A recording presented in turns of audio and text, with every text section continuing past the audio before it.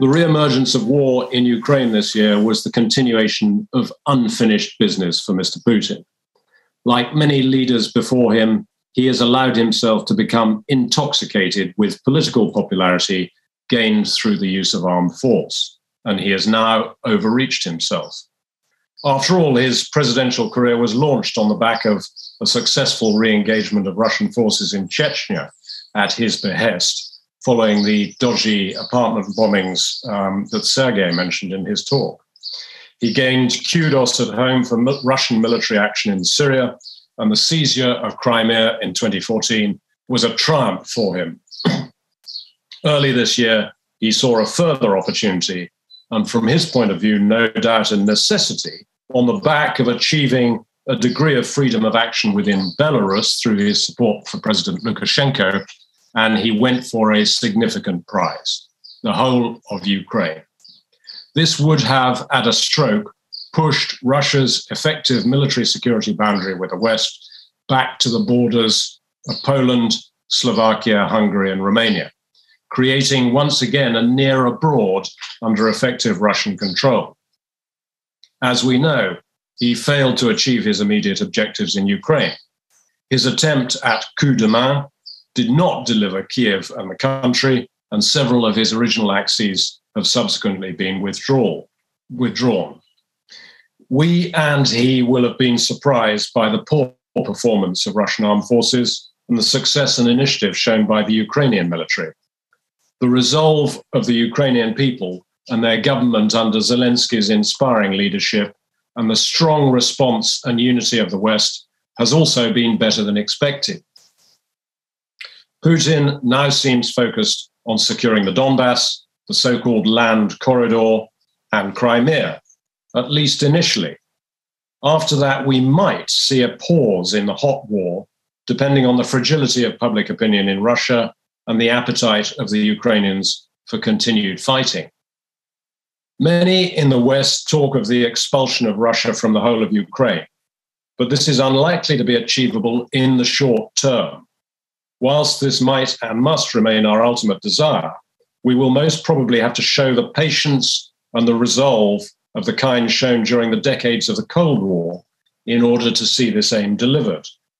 Meanwhile, as fighting continues, we must give the Ukrainians the means to defend themselves whilst ensuring that the conflict does not turn into a shooting war between Russia and NATO. Macho bravado of the sort Mr. Putin voices is unwise in the face of a nuclear-armed bully who may at any time face a threat to his very existence from his own people. It would be as well that he does not see us as directly and immediately responsible for orchestrating his personal demise.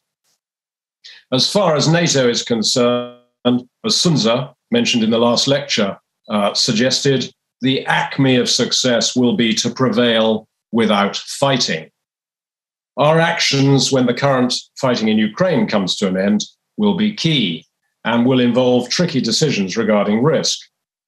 Firstly, we must rapidly make it extremely difficult for Mr. Putin to derive any advantage from restarting the war in Ukraine. We must provide the Ukrainians with powerful defensive means to inflict serious pain on the Russians if they restart their offensive. The key Russian demand of the demilitarization of Ukraine, on the other hand, almost guarantees future Russian interference. The EU might conclude that the rapid accession of Ukraine should be allowed, even if a part of their territory remains occupied. Certainly, favorable trading status will be desirable. Western nations might even consider entering into security agreements with Ukraine, thus greatly increasing the risk to Russia should they restart the war. Of course, there'll be enormous scope for mischief on the boundary between Russian and Ukrainian forces, but relative stability has been achieved in places like Korea with UN help. For all of us, the vital requirement will be to prevent future hot conflict between NATO and Russia, which would be highly likely to spiral out of control with catastrophic consequences. In the face of a dictator who fears only strength, we must prevent conflict by building strong military deterrence, which convinces Mr. Putin that we're able quickly and decisively to defeat any Russian military incursion into any part of NATO territory. If the NATO doctrine of flexible response, which was brought in after the near disaster of the Cuban Missile Crisis, is to be meaningful, our nuclear options must be truly last resort, which means rebuilding really credible conventional capability. Our collective military deterrence must be particularly strong in the former Soviet republics and the ex-Warsaw Pact countries. We must never let Mr. Putin think he can undermine the credibility of NATO by seizing ground there and then securing any territorial gains through escalation dominance. Furthermore, as war has always been a hybrid business, we must invoke the trinity of deterrence in all areas of national and collective endeavour. Firstly, we must build solid, reliable protection around the assets that sustain our societies, our political systems, our health and social care structures, our banking and business sectors, our key infrastructure, our access to the global commons, our ability to communicate our values domestically and abroad. In all areas, not only military and security, we must provide strong physical and virtual protection. Secondly, we must build resilience in all of these areas. We must ensure our systems have what military practitioners would call reversionary modes, enabling them to continue operating even when compromised. Over-reliance on digital systems and satellite technologies are key current vulnerabilities. We must be confident that we have the means rapidly to recover to full working capacity in all areas that might be subject to attack, whether by physical, virtual, economic, informational, or other means. Finally, we must ensure that any attacker knows that they'll face an unacceptable cost for aggression. This requires not only like for like, but also asymmetric capability. We need to be able, as we have in the Ukraine crisis, to respond to military adventurism in our sphere of interest through political, economic, and diplomatic action, as direct military confrontation might in some cases lead to disaster. Such asymmetric hybrid responses, however, rely on speedy and effective international coordination in the face of fast-moving situations characteristic of this cyber and global information era. Interdepartmental mechanisms within national governments and our international structures therefore need to be very responsive. Recent events should have convinced even the most vocal advocates that European strategic autonomy in the field of defence should not come at the expense of a reduced focus on NATO. The integration of our military deterrence with that of the US is vital for the continued security of Europe. Furthermore, whilst we have in NATO an organisation that can formulate and execute excellent military strategy, we should not duplicate structures within the EU and in so doing, incidentally, reduce our focus on strong transatlantic defence cooperation.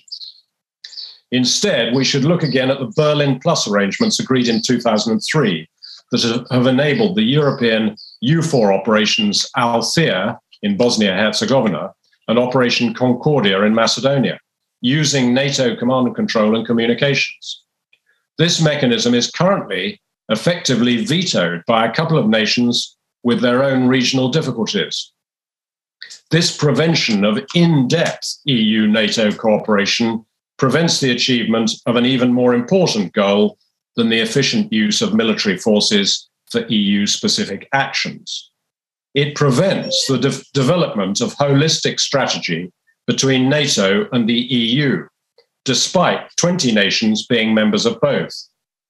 This is remiss in an era when political, military, security, economic, informational, and other actions need to be synchronized in the face of competitors who threaten to become opponents and who can themselves sometimes manage more effectively to coordinate across such domains. In the information area, we must work hard to ensure that our values of truth and transparency are shared as far as possible with the Russian people. We must create the means to enable them to access information about the truth of what Mr. Putin does in their name. Given his control of the media and most other sources of information in Russia, this will take imagination and resources. In summary, we need to bring the current hot war in Europe to an end as advantageously for Ukraine as practicable, but without precipitating a wider conflict. We need then to put a stop to future Russian adventurism in Ukraine. Meanwhile, we must not wait, but must urgently build convincing and really effective military deterrence, and we must enable integrated hybrid responses to aggression, both nationally and collectively, right across the North Atlantic, European and Scandinavian region with respect to Russia, and also between like-minded nations globally regarding other threats. And I would suggest we need exactly what this conference and other fora of this nature might lead us towards. That is a new grand strategy for the West, unified under an overarching philosophy, which makes the case for liberal democracy, the rule of law, and free access to the truth to stand against the threat from self-serving, autocratic, and expansionist regimes that seek to keep their peoples in a state of brainwashed suppression. Thank you.